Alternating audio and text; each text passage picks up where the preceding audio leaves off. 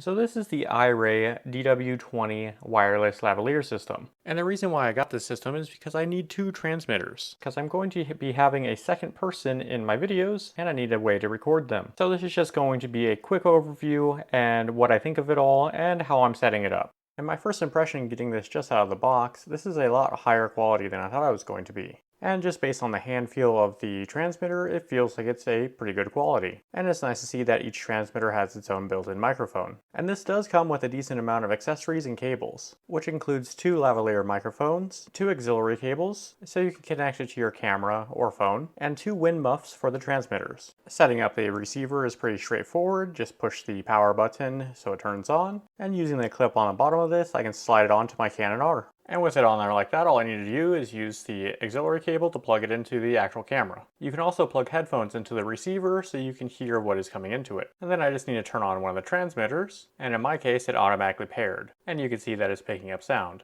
I'm going to do a few tests to see if the audio is working and how it sounds. So this is without anything on it, and up to my face.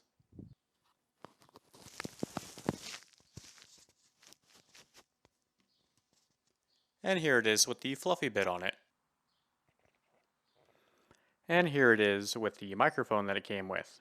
And no real surprise, but I used this same microphone setup to do this entire video so far. But I do feel the supplied lav mic with this isn't the best, so I switched it out to this one. And honestly, they sound just about the same to me. Let me know what you think in the comments. And for a completely unfair comparison, this is my studio mic, which is much better than lavalier mics, but I'm not going to be able to wear this around my neck. And I'm sure with more time with these, I can find the right settings to make these sound really nice. But for the price, you really can't beat what you get from this, and they're going to work perfectly for what I'm using them for. I do have the first generation Rode Go setup, and I used to use it all the time. And just so you can hear, this is me talking using them right now. And if I was to get a similar setup to the DW20 in the Rode, it'd be almost $500. But those are just my opinions of these with very minimal use so far. But you'll be hearing them a lot more in my future videos. If you have any questions or suggestions, leave me a comment and subscribe to my channel for more videos. Well, thanks for watching. I'll see you guys next time. Bye.